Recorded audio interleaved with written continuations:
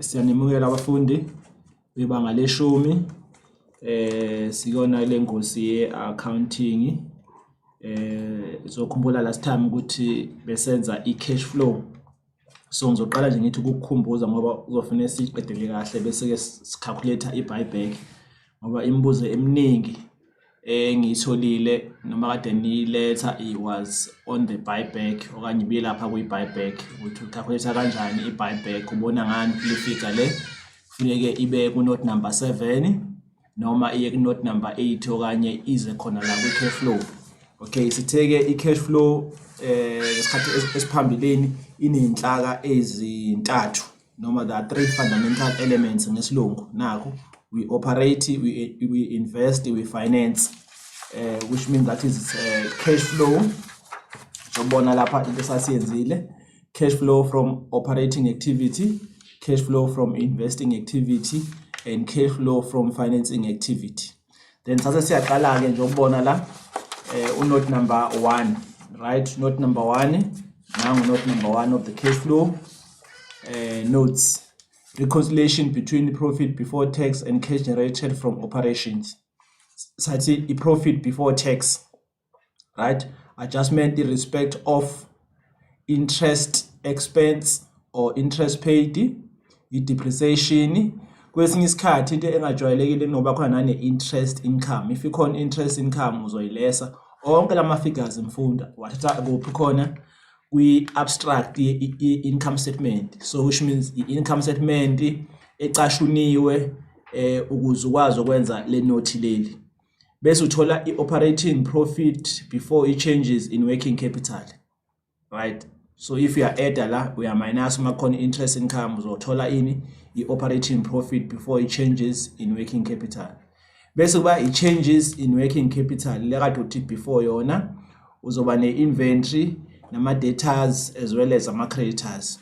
Kwesinye isikhathi lapha mfundi kunokwenzeka mhlawumbe uthi yonke into iya increase, so which means increase in inventory, increase in debtors, increase also in creditors. Ama creditors ke abantu abasidayisele impahla noma istock ngesikweletu, ama creditors laba people who supply us goods on credit. And then ama debtors la sibadayisele ngesikweletu. Then inventory is stock, it's a trading stock. So everything there was increasing. So remember senza cash flow. What does it mean in cash flow? Cash flow si checker uphuma nongena ka cash. Whether cash uphumile, ma uphumile cash imali siyibhala in brackets. Ma ungeyile cash ifigure yakhona i-positive. So if there was an increase, noma mangabe inyukile i-inventory, i-stock sisithengile, lechaza ukuthi sisithengile. So which means imali iphumile. That's why ifigure yakhona siyibhala in brackets. Ama debtors uma ngabe increase abantu abasikweledayo chaza ukuthi abantu abasikweledayo bayanda, kodwa if baya decrease chaza ukuthi abantu abasikweledayo bayancipha, which means bayasikhokhela. So lapha bayanda imali iphumileke. Bese kuza kuma creditors, ama creditors njengoba sengishilo ukuthi abantu abasupplya ngeimpahla esidayisayo, right, on credit, so we have to pay them. If baya increase chaza ukuthi siyaqhubeka sithenga ngesikweletu, kodwa so which means imali yakhona i-positive. Kodwa if baya decrease mfundi chaza ukuthi siyabakhokhela bese usuya-add konke ke lokho kula eboxini usubeka lapha phezulu ifigure yakho kuthiwa yini i-cash in working capital. Yona cash in working capital le usuya-add kwesinye isikhathi le figure le iba positive, kwesinye isikhathi le figure le iba negative.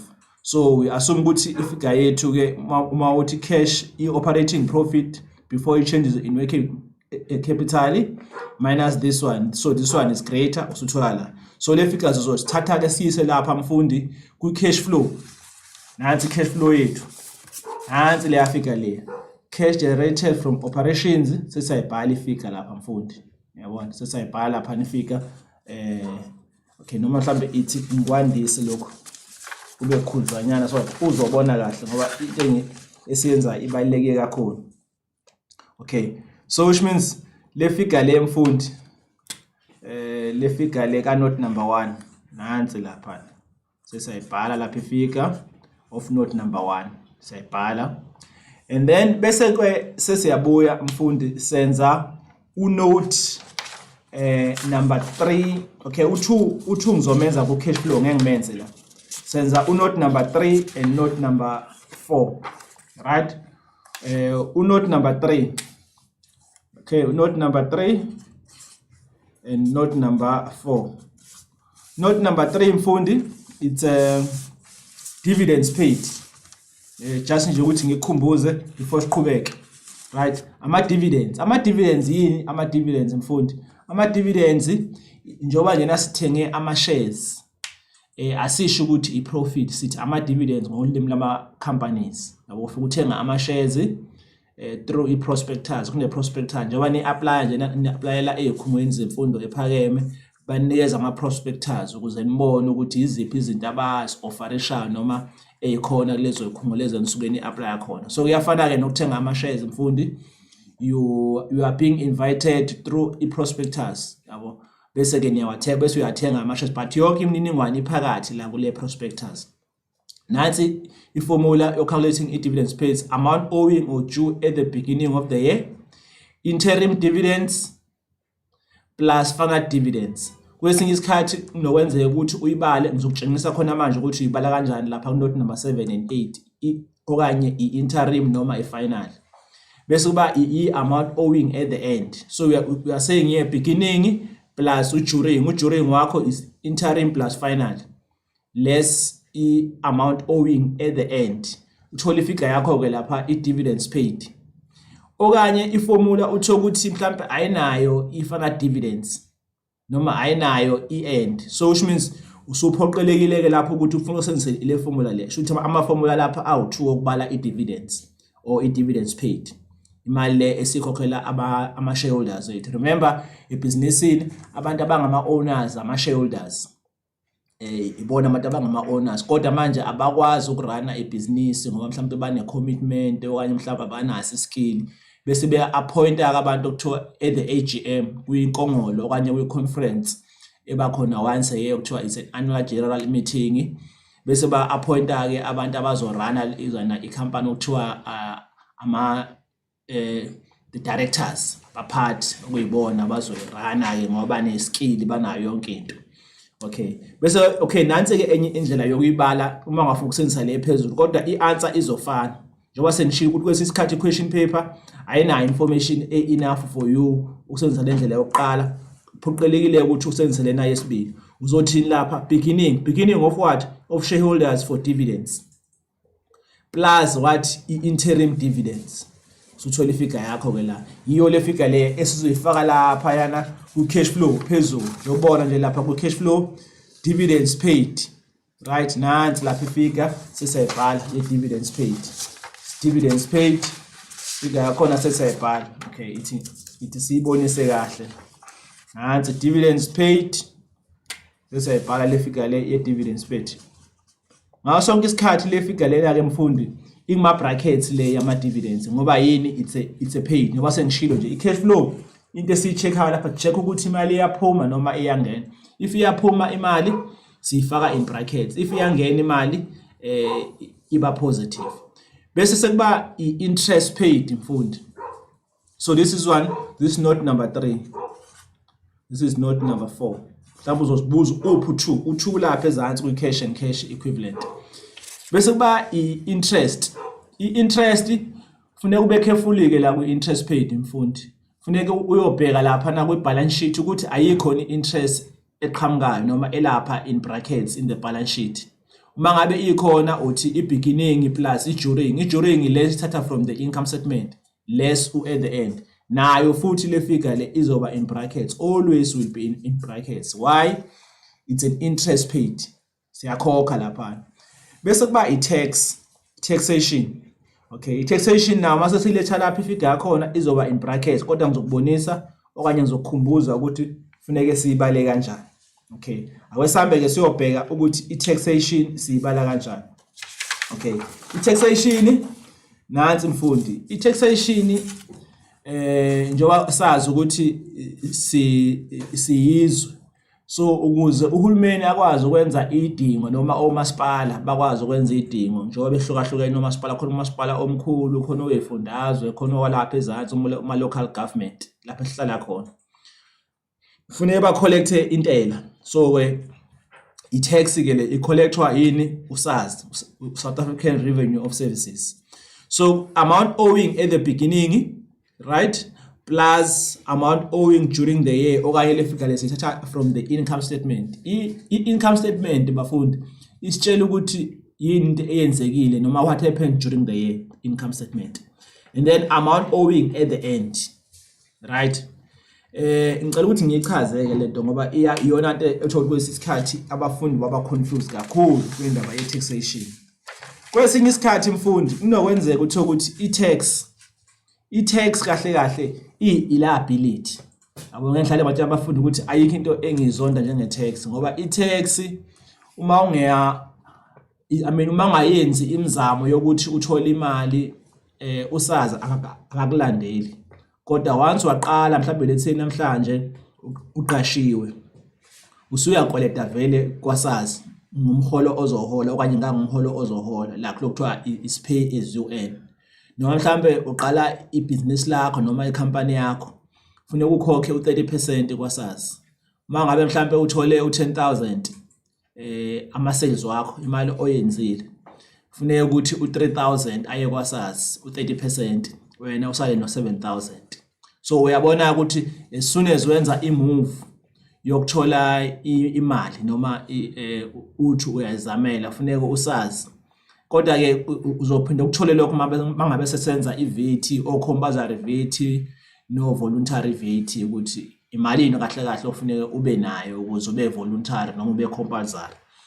Inokwenzeka ke mfundi utho ukuthi usazi njengoba sisho nje ukuthi usazi it's a liability. Njengoba ngisho ukuthi nje namhlanje mangathiwa uqashiwe it's obvious automatically usazi usuyamkweleta according to what you're going to earn okanye ngonganga lokho ozohola ukuphela kwenyanga, right? Noma uqala ibusiness lakho icompany yakho vele usazi usuyam. So kodwa kwesikhathi kunokwenzeka ukuthi usazi uyakweleta mhlawumbe ukuzwa athi umuntu usayoyiclaima kwasazi which means ufana nemali yakhe esebank. So which means lapho usazi akaseyona ini i-liability use i-asset, you understand? Nokwenzeka mhlawumbe ukuthi usazi overtaxile noma overchargeile noma mhlawumbe kwenziwe lokho kuthiwa i-CSI utho ukuthi ibusiness licontribute emphakathini mhlawumbe lakhe noma i-computer lab noma le-sponsor isikole bese bayasubmit. Kufanele ukhumbuleke njalo mfundi ukuthi i-education kulelizwe kuyisidingo okanye is a responsibility of the government to educate its citizen. So uhulumeni uyena ofuneke enze sure ukuthi abantu noma abantu abasha bayafunda umsebenzi wakhe. Kodwa manje mangabe sengena inkampani zithi okay awuthi suyenze lo msebenzi ofuna ngabe wenziwa uhulumeni kube esebabhekelela ke labo ke lapha kwa tax noma kwasazi ukuthi hayi ke ngoba manje wenza umsebenzi mhlawumbe lethe wakha isikole noma wenzani awuthi singaku-tax u30% mhlawumbe siku-tax noma u28 bese kuthola ukuthi ke umuntu ke uthe ukuthi mhlawumbe useyahamba lapha useyakwasazi ukuze ayothola imali yakhe noma mhlawumbe ziningi zana izathu ezikwenza ukuthi uthothi usazi uyakweleta. Kodwa into engizama ukisho nathi iformula original ngiyibiza original formula le formula le ethi beginning plus during less at the end is equal to i-taxation. La uyisebenzisa le formula le uma ngabe isazi yakho i-liability kuphela. As soon as kuba khona mhlambe udebit lapha eqaleni noma la egcineni wena wenza oku-i-opposite njengoba nje la eqaleni mhlambe letsembe khona udebit usazi was debited njengoba engekho ama-brackets nje wena uzofaka ama-brackets manje la egcineni njengoba ubona khona ama-bracket, right? As soon as kuba khona udebit there will be no brackets, then okunye kuhlala njengoba kuhleli lokho okuphakathi aku-affecteki i-income statement okanye i-figure from the income statement or amount due during the year. Si-check-a okusekuqaleni nokusekugcineni.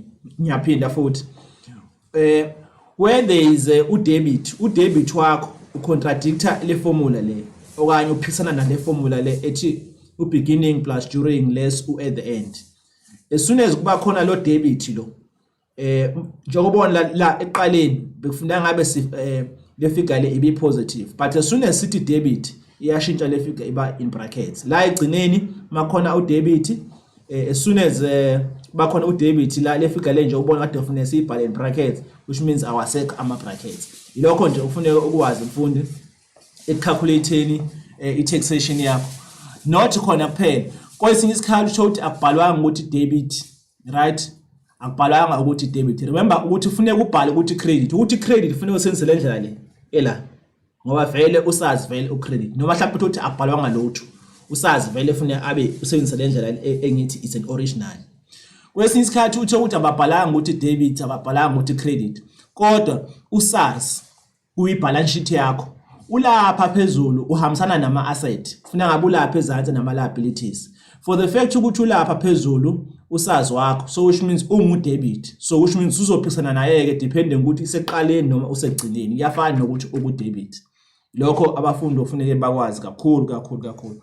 Bese ke sesiqedile ke ngo cash flow from operating activity. Njoba ubona lapha mfundi nango cash flow from operating activity sesiqedile ke ngayo, yabo. So usuqedile ke ngalama figures lawa, cash flow from operating activities. Then usubhala i-brackets kanje. But ke kwi-answer book kuzobe kubhaliwe. Kuya dependa ke le figure le noma mhlambe lama figures lawa akuma brackets they are exceeding le ifigure e-positive. If kunjalo usho ukuthi nale phezulu uzoyibhala in brackets. If ifigure le e-positive incane then nama figures ama brackets uzobhala i-positive. That is the basic maths. Okay. Bese siya lapha kwi cash flow from investing activity. U-investa kanjani ke lapha mfundi? Cash flow from investing activity in business okanye in commerce si investor ngokuthenga ama asset, purchase of non-current assets. Asset disposal, right? What is an asset disposal mfundi? Yini asset disposal? Asset disposal mfundi ilapha esidayisa khona ama asset amakhulu. Awu-4 kuphela ama asset amakhulu. I-land and buildings, right? Izakhiwo namagceke. Bese kuba i-motor vehicle. Yonke into enamasondo in business sithi it's a motor vehicle. We are not only referring emotweni kuphela nje asisho kuphela imoto, but mhlawumbe even nebhayisikili noma nenqola noma nescooter, it's a motor vehicle okanye siyibiza ngokuthi i-motor vehicle in business. Konke okunamasondo esikusebenzisa for i-business. Bese sekuba i-furniture nane equipment, right? So if kuyenzeka ukuthi ke siyakudayisa lokho, is part of investment, right? And then bese siya checka ke lapha mhlawumbe there was an increase or decrease in financial asset. Either a financial asset, it can be a fixed deposit or investment, right? Bese siyaboyela ke lapha emuva, purchase of current asset, right? Lapha mfundi into ofuneka uyazi, kufuneka wazi ukuthi le figure le izoba in brackets ngoba siyathenga. Uma uthenga lapha uthenga ngocash, right? So nje uthenga njena it's a purchase of the fixed asset. Ifigure yakho izoba in brackets. Purchase of the fixed asset. So le figure le ngaso sonke isikhathi lesizothola la izoba in brackets. Ngaso sonke isikhathi le figure izoba in brackets ngoba siyathenga, it's an outflow of cash, right? Nansi ke iformula yakhona ngizokunikeza yona, nansi iformula ithi ngiyisondeze kahle lapha uyibone. Nansi iformula yakhona. The greater fixed asset, which means it's a current asset. Okay, ithi ngiphinde ngibhale kahle la. Ngibhala kahle la eceleni. Calculation of the fixed assets or of the purchase of the fixed asset. Right? You calculate kanjani? Calculation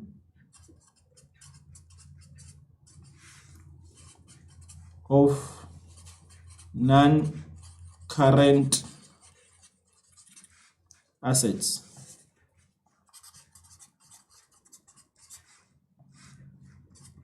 Okay. Nansi ke formula yakhona mfundi. Ufuneka mangabe uyenza lento ukhumbule unote number 3. Uyamkhumbula unote number 3 kwi balance sheet mfundi. Ufuneka ukhumbule unote number 3. Right? Nangu unote number 3. Okay. Now note number 3. Note number 3 of the balance sheet simbiza ngokuthi yini, these are fixed or tangible asset. Tangible assets. Fixed or tangible asset. Note number 3 lo mfundi, right? Note number 3 ke kufanele umazi ukuze ukwazi ukcalculate le nto le engisho. Ku note number 3 sine carrying book value. Carrying book value.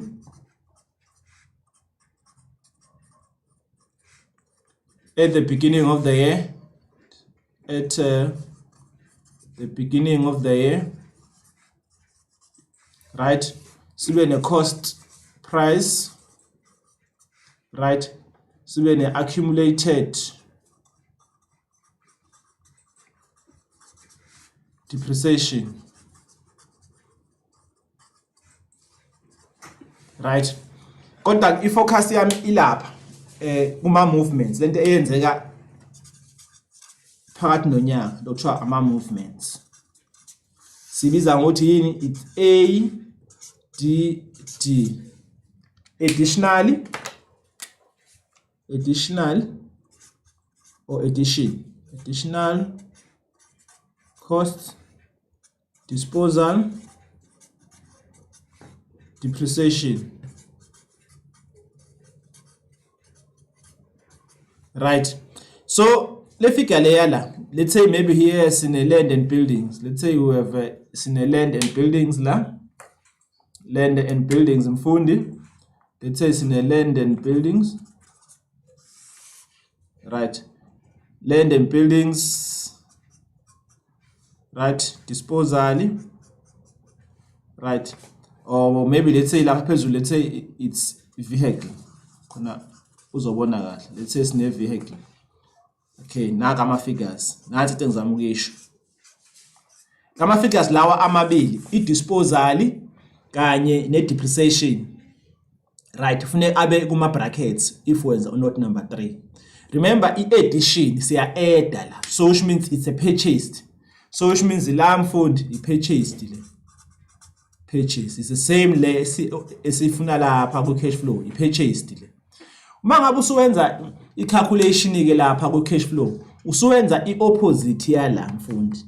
Njengoba le figure nje la i-positive ngale izoba negative, nale e-disposal njengoba i-negative la ngoba lapha sibheka okuphuma nokungena ka cash. Yikho lama figures lawa abangama opposite uma ngabe usufikile. Njengoba la purchased, right? Purchased of the fixed asset. Right, purchase of the fixed asset ile mfundi nathi figure yakhona in brackets.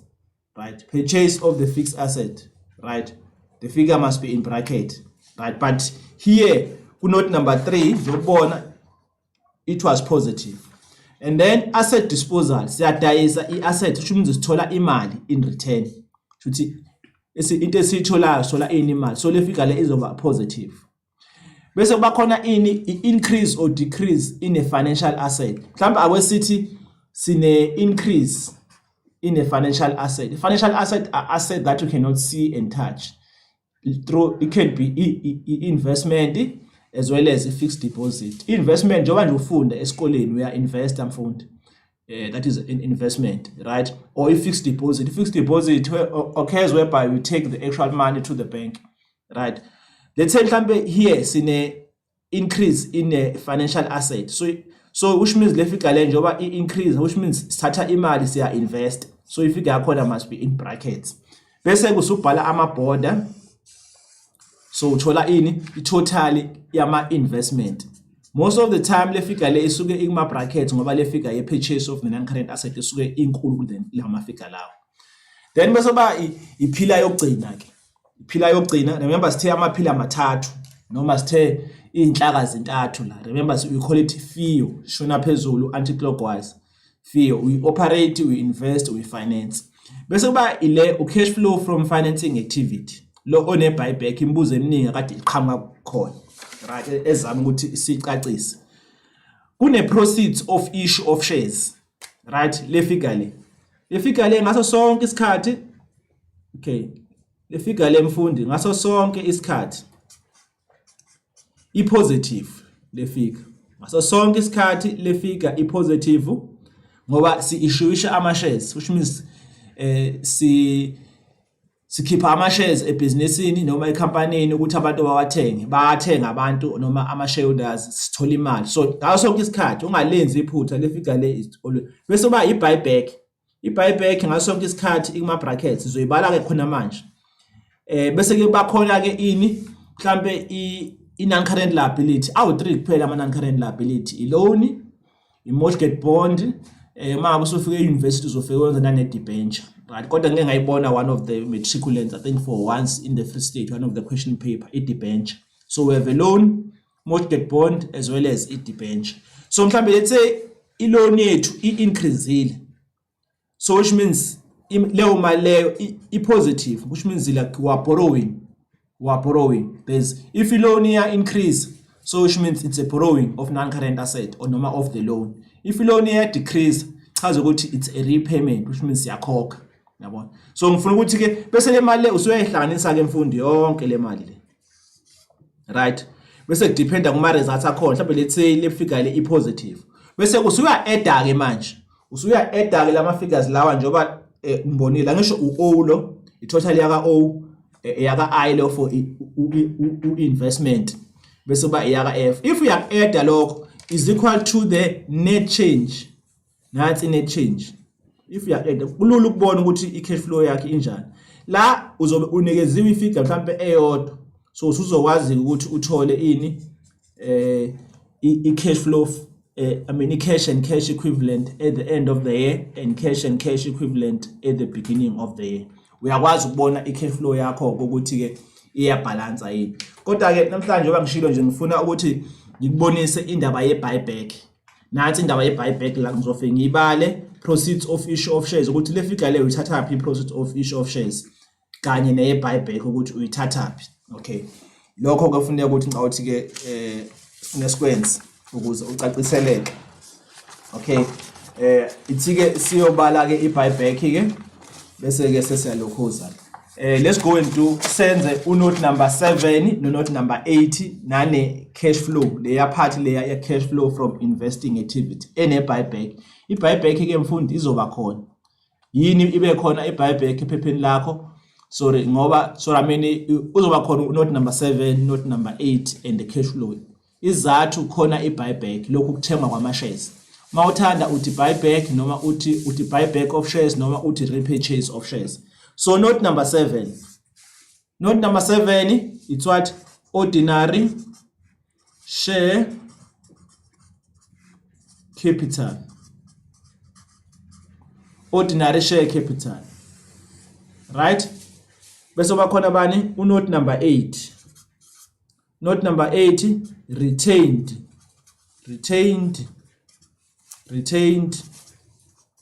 income. Whereas in isikhathi they are not saying retained, babiza ngokuthini, it's an accumulated profit. So it's inqale lapha ku note number 7. Note number 7 ke mfundi akasali. Unama shares lapha kuthiwa authorized share. Authorized share babhale lapha phezulu.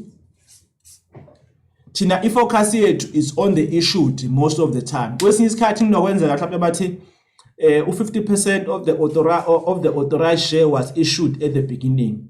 Noma a quarter of the authorized share was issued at the beginning. Our focus is on the issued. Lapho ufuna sibheke khona kakhulu ke la uma shares are issued. Right? Number of shares issued at the beginning. So ordinary share issued at the beginning of the year. Beginning of year. So balifika yakho laphana, right? Number of shares issued during the year. Ordinary share issued during the year, right? Mafigures akho lawo bhala ufake okay OR la, right? So yiyo ke le, okay, ithi ngiqedele yonke into bese bakhona i-buyback number of this is buyback of shares buyback of shares okay buyback of shares sizoyibala ukuthi ke izoba ubani ngizobonisa khona manje always i-buyback of shares okanye either ignote number 7 noma ignote number 8 noma eku cash flow we always put in bracket nje ubona lapha ku cash flow sibhale in brackets na note number 7 ifika yakhona izoba in brackets na note number 8 futhi ifika yakhona izoba in brackets bese ke sesithola ini i-total even the number yakhona then usuya add ke la uthola ini i-ordinary share issued at the beginning of the year.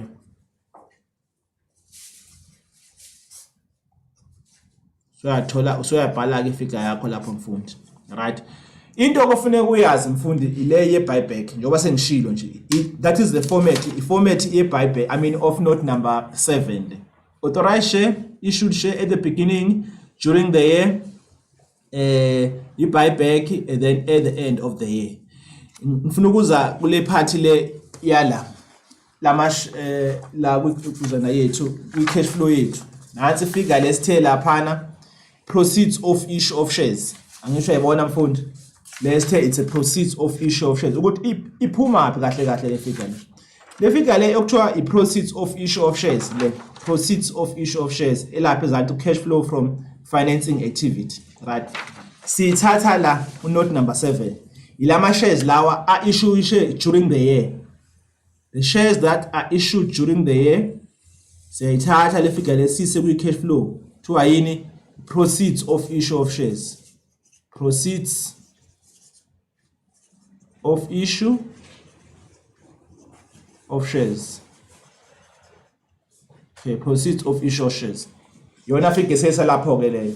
Bese kuba ke note number okay, ngizobuya kwi buyback ngisabhayela nje i-format ka note number 8 note number 7 right bese like sesenza ama calculations ke sonke bese kuba note number 8 retained income so which means ama reserves la yabona mangabe umakhulu ekhaya ekukhona imali akayigcinile sho ukuthi isimo sesinzima bese hamba mhlambe ayikhiphe lo mali leyo ama reserves la okanye ebank njoba nje izwe kade le sekwi COVID-19 lelo bhubhano olukhona ikhadi lamthothi ayisenayo imali bese isiyobheka ukuthi inani as part of ama reserves imali eshiyekile le noma into esisavile nathi format ka note number 8 uzofika ube nani la balance at the beginning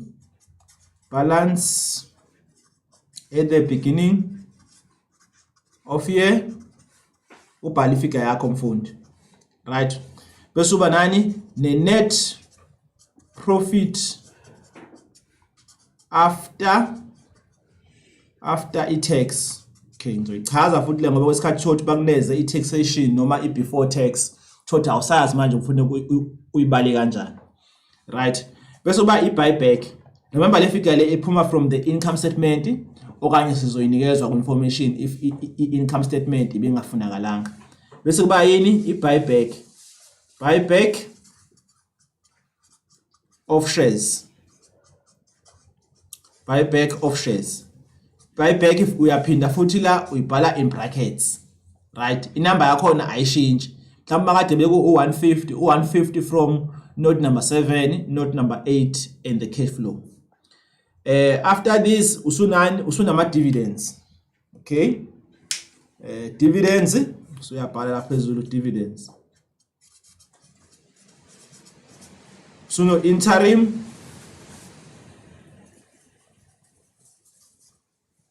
or plus final bana dividend mangafuna ukuthi final kuthiwa yini declared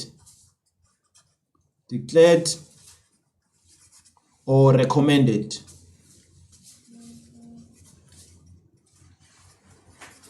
bangafuna ukuthi interim it's paid right yini interim dividends ama dividends lawa utho ukuthi uthi unyaka ungakapheli abaphathi bese bayabona ama directors bese bethi hayi othi ke sikhokhele noma to put a smile on the face of ama shareholders sikhokhele ukuyibona abaphethe ibhizinisi mina ukuyibona aba ownisha ibhizinisi lethu ongama shareholders ke sibajabulise unyaka ungakapheli mhlawumbe after 6 months, right? Bese kuthi kuphela konyaka lo kuthiwa ifinali bese baphinda futhi ngoyenye futhi amanye ama dividends. Njengawe nje esikoleni uthola i-report la ngoMarch, uthole i-report la ngoJune, so ngasho ukuthi ama interim lawo uphinde futhi uthole la ngoSeptember bese uthola i-report elifinal. So into efanayo bese uyayi-add le mali uyayihlanganisa uyiletha la phezulu usuyibhala in brackets lapha phezulu usuthola ini ke manje i-balance at the end. So that is the balance at the end now. Balance at the end of year. Thola i-balance at the end of year. Right. Nansi ke i-format yakho mfundi. Bese ke sesiya kwi-buyback. Nansi ke i-buyback manje mathiwa sesiyayicalculator ke manje ukuthi uzobona kanjani ukuthi le sofuna uyibhale ku note number 7, note number 8 on the cash flow. Cela ke ulaleleke mfundi. So this is note number 7. Note number 7 plus note number 8 is equal to cash flow. Note number 7 plus note number 8 is equal to cash flow. Lapha ku note number 7 yipi isplit esiya lapha yini la, it's an average la ku note number 8 above or more than average.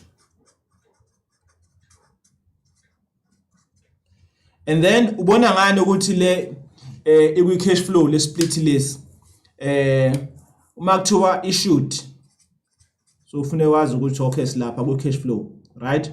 Or any repayment or any payment, or it can be EFT, can be an example of EFT, or repurchase siyathenga, right? Any. So uku cash flow mangabe kukanjalo.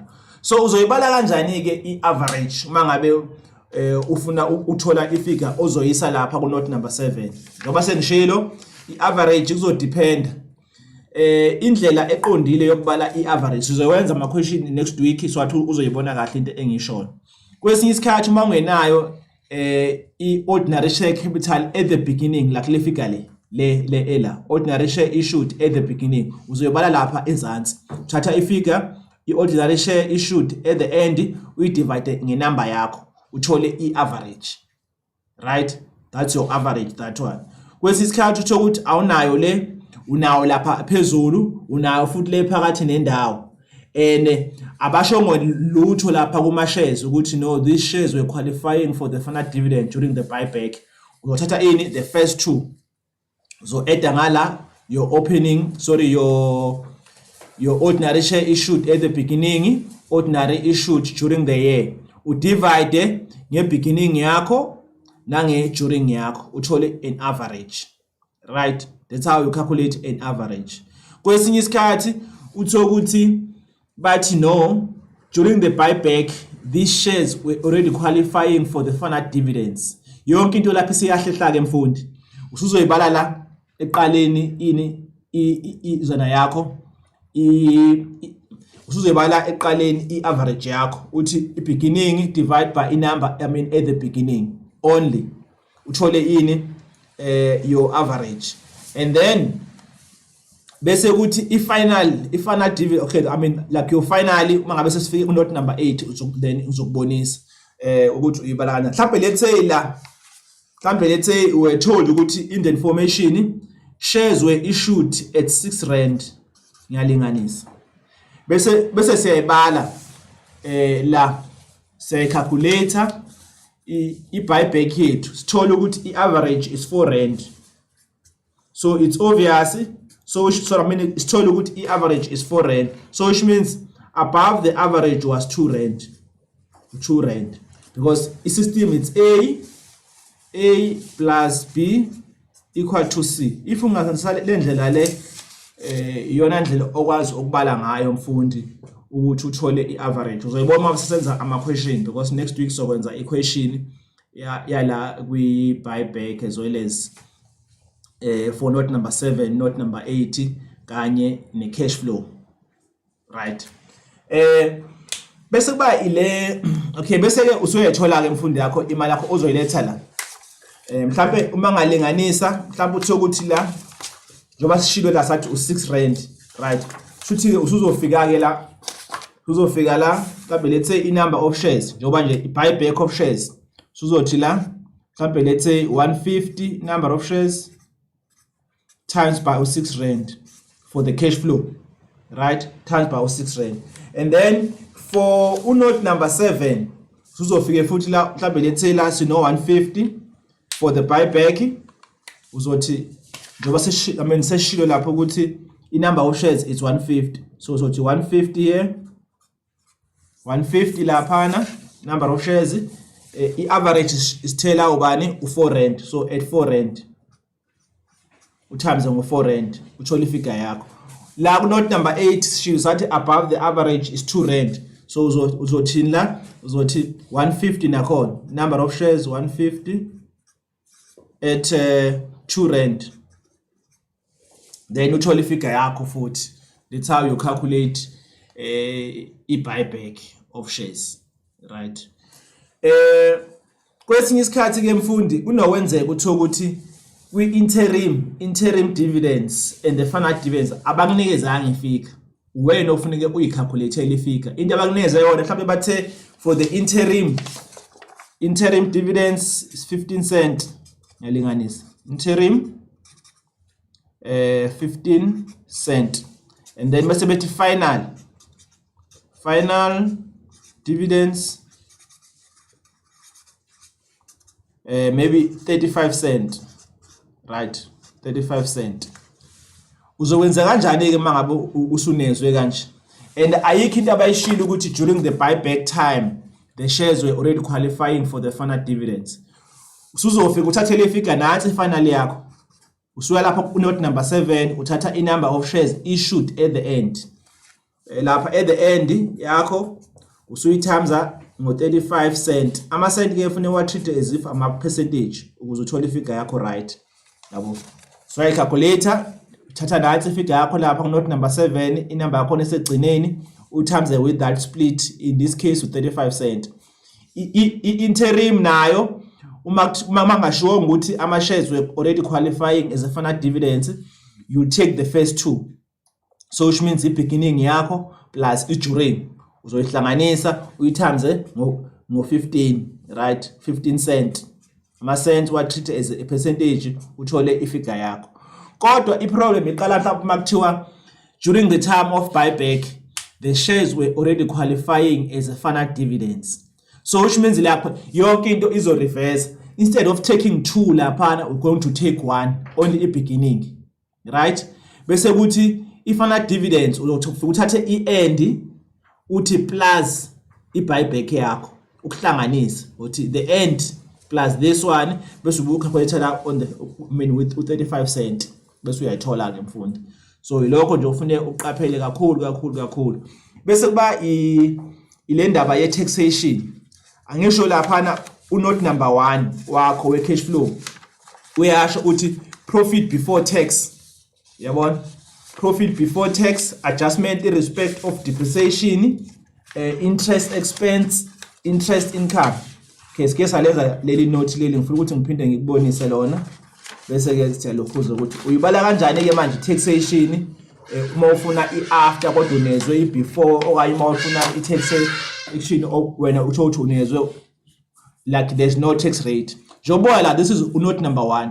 Sithela profit before tax, right?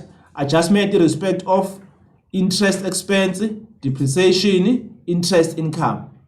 Unokwenzeka ke lapha kuyi balance sheet mfundi utho ukuthi awunikezwanga i-profit before tax, une-profit after tax noma une-taxation.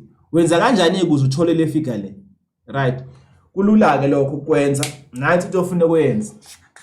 Angisho uzokhumbula ukuthi lapha kwi-income statement, lapho mawenza i-income statement, right, mawenza i-income statement lapha ngase egcineni kunalento le uzofika ube nani ne-net profit before i-tax, right, bese uba nani, bese uba ne-taxation. I-income statement yakho lapha ngasegcineni okanye egcineni, taxation, right, bese uba nani, net profit after tax. Remember also unote number 8 wakho une-net profit after tax. Kwesikhathi banokunikeza i-before tax ku-information noma onezwe i-taxation. Thothi umfundi akasazi manje ufuna ayibale kanjani. Okay, akwesilinganisa ngama-figures la. Sithi i-before tax yethu. I-before tax yethu sithi it was 100,000. Siyalinganisa. Sithi 100,000 la before tax. 100,000, right? And then taxation 300. Okay, yes, 300. Okay, that is okay, 100,000, and then it's no 300,000, right? Okay, let me say 30. Yeah, let me say 130. Okay, 30 la. So it's obvious, it's no 70 la. We after tax. It's no 70,000. So that is our taxation, our after tax. Mhlambe isalinganisa ke manje ukuthi hayibo awunikezwanga, angisho thina sifuna ini, sifuna i-profit before tax. Kodwa unezwe wena lokhu nalokhu. Unezwe i-taxation noma i-net profit after tax. It's obvious la ngaso sonke isikhathi before tax would be always 100%. Right? Always. I-taxation kuya depend. Let's assume la ukuthi i-taxation yethu was 30% njobona. Right? So which means our after tax ubani u70%. Manje let's say kule formula yethu le esiyenzayo, net profit before tax and then taxation, net profit after tax, right? Let's say wena unikezwe bani la mfundi, unikezwe u30,000 mhlambe with i-taxation engu 30%. Ngiyalinganisa nakho okunikeziwe, kodwa wena udinga ini i-before tax, right? For note number 1, for note number 1 udinga ini i-net profit before tax. Nansi la udinga wena i-net profit before tax, kodwa unezwe i-taxation and the tax rate. This is percent here, 30%. Uzothini ke manje ukuzithole le yani, uzobala kanjani ke? Kulula ke mfundi, angisho ngishilo ngathi i-taxation, i-net profit before tax will be always 100%. So uzoyibhala in brackets le, so which means last no 70 la. Funa nice to funa uyenze, right? So ukuze uthole before tax uzothini, uzothi where you are going, so which means uthatha le figure le engu 30,000. Where you are going from where? From 100%, right? Where you are going is 100 divided by where you are coming from. You are coming from 30. Uthole le figure yakho ekubani engu 100,000, right? Ukuze uthole i-after tax une taxation and the tax rate uzothini, uzothi 30,000 where you are going from u70, so you times by u70 divide by like where you are coming from where? From u30. So uthole ifigure yakho lapha engu 70,000. kufanele udlale ngayo lento lemfundi bese ke la uno 70 la, right? Okay, ngizophinda futhi ngiyenze omunye umzekelo ogcina. Kwesinye isikhathi uthothi uzonikezwa i before tax nani after tax, kodwa ufuneka wena usebenzise i taxation. Remember, i taxation sizoyisebenzisa nalapha masibala ama dividends. Yiyo le taxation le elapha phakathi masibala ama dividends. Angisho uyakhumbula masibala ama dividends, nansi calculation yakhona of the dividends, right?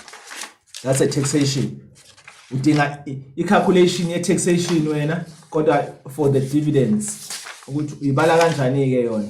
Okay, let's say mhlambe nakho lapha ubala ama dividends udinga i taxation, right? Uzoyibala kanjani? Okay, nakho ke la sesayibala mfundi. Wena une net profit before tax, the net profit before tax engubani? Engu 100,000, right? As well as the net profit after tax engubani? Engu 70,000. But when ufuna calculate i taxation paid, khumbula taxation paid is taxation paid for a cash flow, taxation paid, right? Uzoba nani la? Amount owing or due at the beginning of the year, beginning of year income statement, right? Amount owing at the end of year, right? Ufuna nathi la figure let's beginning plus during less at the end if everything is a liability, there's no DR. Sifuna le figure le ephakathi ngoba siyathatha from the income statement. Awuna for wena uzofuna uthole i difference between these two. Uzofuna uthi net profit before tax less net profit after tax. Bese uthola abanike lapha mfundi. Angisho i difference between 100 and 70. So which means the taxation yakho. Taxation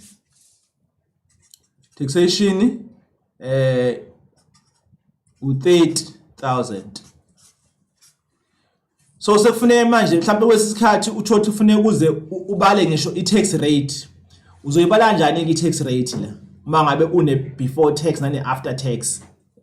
Uzoyibala kanjani i tax rate yakho? Uzofika uthi le figure le a difference ephakathi, which means the taxation yakho divided by the greater, which means the greater is before tax 100,000. So which means la si tax le business le at 30%. Right, ama companies in South Africa are taxed at 30%. If a company is being taxed at 31% or at 32%, wokwazi ukuthi leyo company leyo, which means ibidoja i-tax sekukhona i-penalty. Uma ngabe i-company i-taxwa at less than 29, less than 30%, wokwazi ukuthi that company isuke yenza okuhle emphakathini, is doing a CSI. Right, whereby uthi ama companies noma ama business they are plowing back to the community, kubantu ebakhele mhlambe bakha ihall yomphakathi noma mhlambe basponsorisha kuma sports noma bakha i-computer lab. Isiningi izinto abazenza ama companies, akhona ama companies enza kahle ofune swancoma enza izinto right emphakathini wethu. Uthothi ke lapho usuno 70, then usuyakwazi usengisa le principle kade ngisho ukuthi where you are going divide by where you are coming from. Usuyithola yonke ke i cash flow yakho. Kodwa nje wawazi ke ukuthi i cash flow ndoba sengishilo nje i cash flow isikhathi sedliwe yinja. I cash flow ayihambe yodwa mfundi. Ihamba nama ratios, most of the time ihamba nama ratios. Iphinde futhi ihambe with note number 7 and 8, ordinary share capital nane retained income, right? Ngoba yini khona i buyback, bafuna ukuchecka le ya party ye buyback ukuthi uyayazi yini njengoba nje uzoyikhumbula la ku cash flow kade besiyenza ukuthi nansi i-buyback ikhona laphana bayayicela ukuthi ke ubenzele yona mfundi. Let me just take you back quickly before isikhathi sibaleke kakhulu.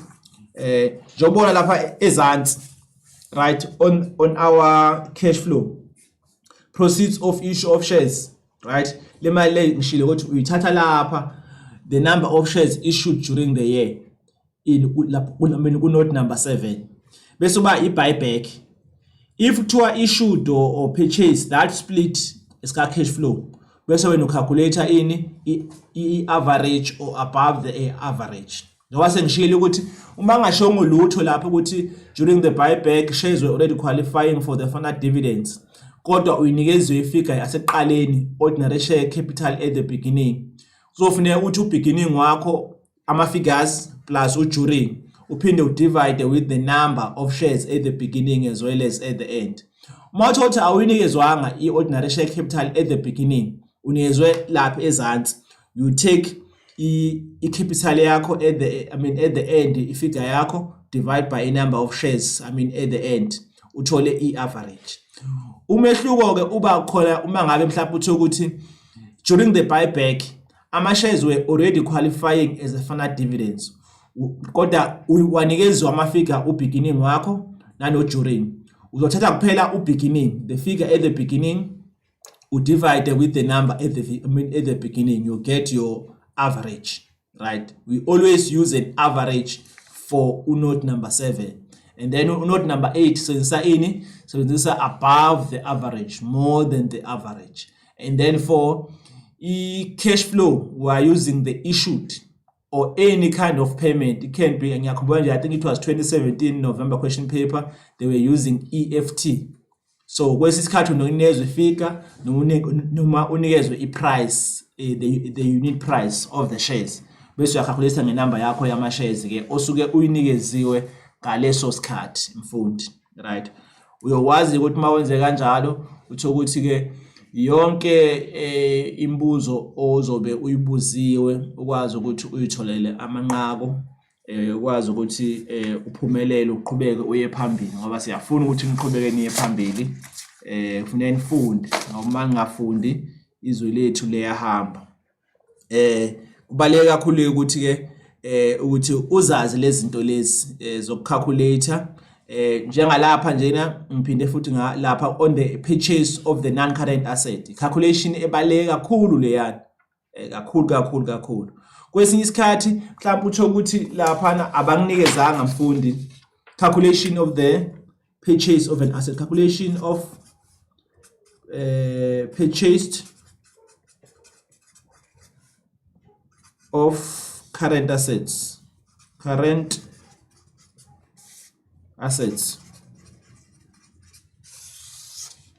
Formula yakhona ngithe the greater fixed asset uthatha from the balance sheet right, plus disposal.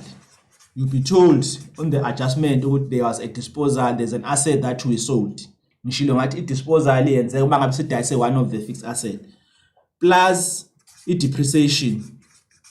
Uthatha from the income statement depreciation less the lesser. Okay, greater ubheka ngakwa right. Sorry, this is right. If you go uyone enkulu and then less the lesser fixed asset. Uthola ifigure yakho. So uma uthanda ungathi it's a current year fixed asset, last year fixed asset. Okay, then is equal to purchased of current assets.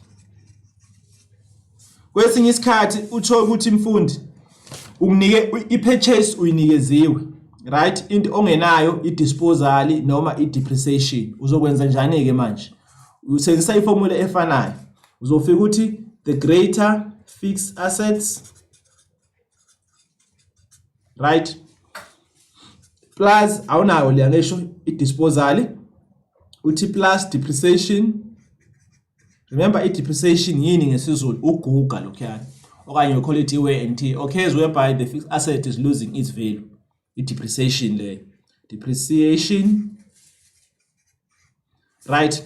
Less last year, or the lesser fixed asset. Lesser fixed assets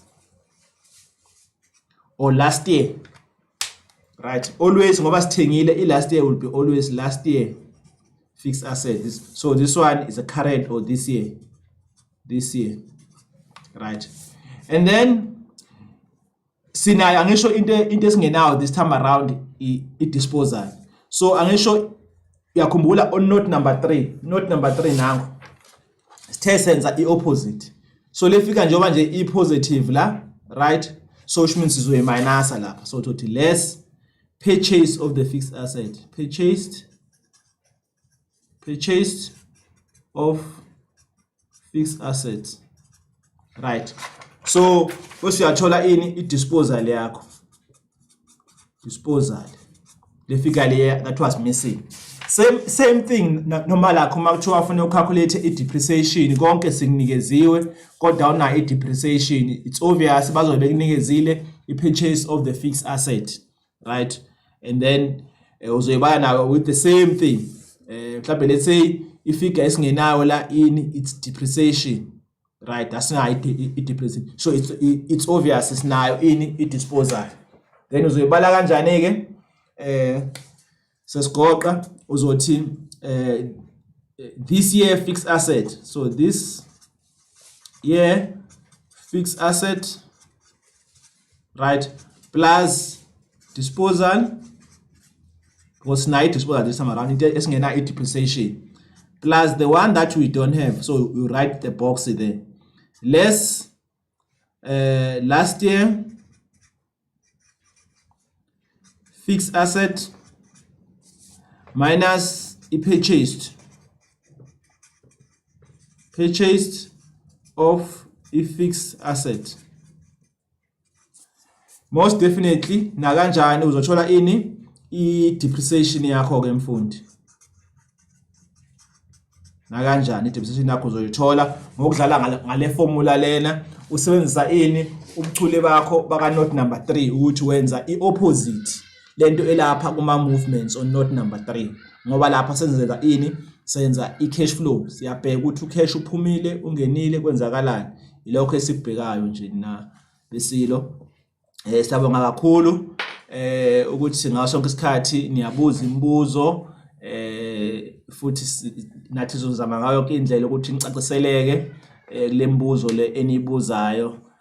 Siyabonga ke nina beqhawe, nina bakagwembe shomnyama shikizela owashiya impi yakho uqanda lankongobazi lahlekile ziyofuna umdlebe kwasoshangane. Siyakuqaka lapha nina besilo, sohlangana ngokuzayo ngayo ngaso lesikhathi lesi umsombuluko ozayo. Niqhubeke nifunde. Inkosi ithele umusa. Siyabonga. Siyathemba nifunde kahle nasithokozela isifundo sethu sanamhlanje enisethulelwe ngezilokotho ezinhle Ithala libambisene neGo Digital SA Foundation.